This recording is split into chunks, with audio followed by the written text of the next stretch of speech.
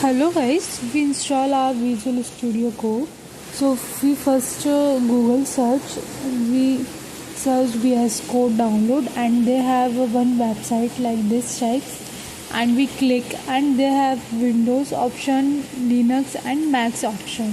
So we choose Window option, double click, and our Visual Studio Code is download like this types, and then few minutes left, we have install VS Code download, and then we go to our file like this types folder, and then double click for installations, VS Code installations, and we agree, accept the agreement, and then next,